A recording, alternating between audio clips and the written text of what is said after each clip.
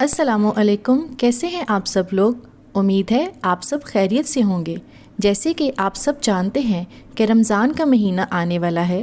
یہ ایسا مہینہ ہے جو کہ بہت ہی برکتوں اور رحمتوں والا ہے۔ آج کی اس ویڈیو میں ہم دیکھیں گے کہ رمضان المبارک کے پہلے عشرے کی دعا کون سی ہے، مطلب کہ وہ دعا جو رمضان کے پہلے عشرے یعنی کہ پہلے 10 دنوں میں پڑھنی چاہیے۔ تو آئیے شروع کرتے ہیں۔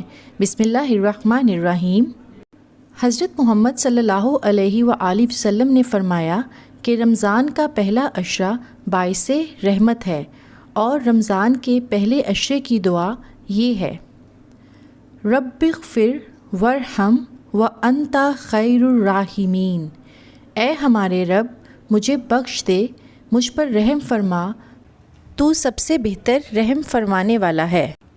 امید ہے میری آج کی یہ ویڈیو آپ کو پسند آئی ہوگی۔ اب مجھے اجازت دیجیے۔